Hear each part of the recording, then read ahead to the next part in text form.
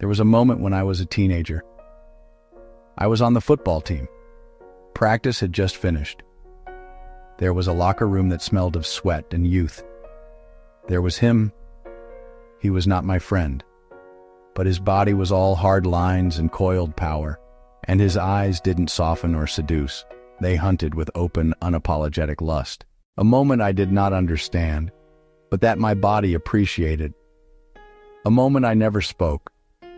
A moment my body never forgot. I did not have language for it. I only had a sensation that would follow me for the rest of my life, imprinted in my hippocampus. That was the first time my body recognized itself. Decades passed. I built the life that was expected of me. I married a beautiful woman. I became a father of 2 fully grown children.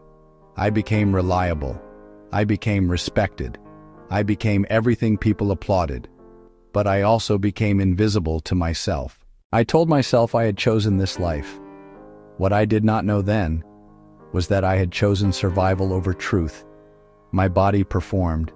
My mind traveled. Every night beside my wife, my presence was physical.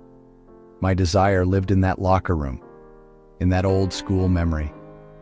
She had my obedience. Fantasy held my identity. I was there, but I was never fully there. Years turned into decades. Silence turned into structure. Repression turned into routine, and I called that stability. The hunger was not sexual at first. It was existential. I was starving for recognition, for being seen without disguise, for being touched as who I really was.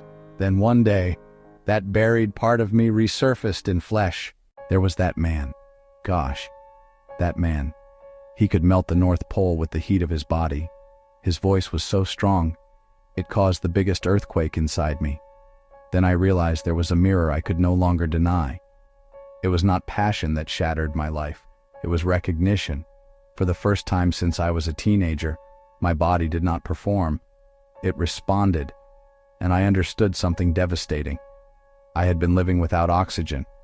I went back home that night, to the house I had built for obedience, and it felt like a stage. Everything was familiar, and everything was false. I tried to stay. I tried to forget. I tried to crawl back into the coffin I had mastered so well, but once the body remembers truth, it cannot unlearn it. Leaving did not feel like freedom. It felt like demolition. A marriage dissolved, a family fractured, a story I had protected for decades collapsed under the weight of honesty. People thought I left to be happy. They never saw the cost. I left knowing I would be misunderstood. I left knowing I would wound those I loved.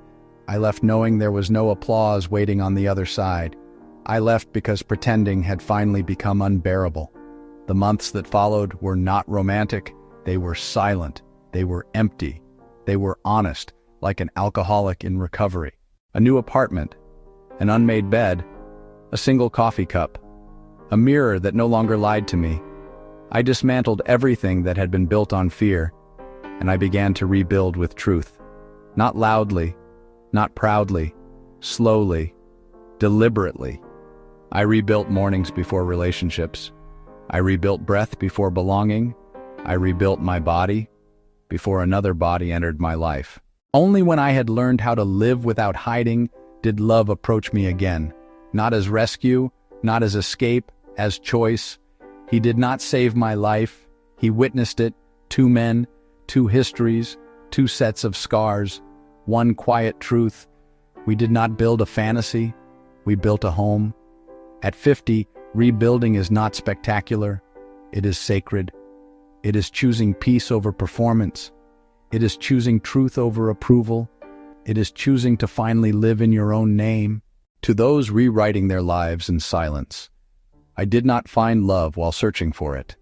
Love came only after I had repaired the home inside me, and the roof over my head reflected that repair. You are not late. You are precise.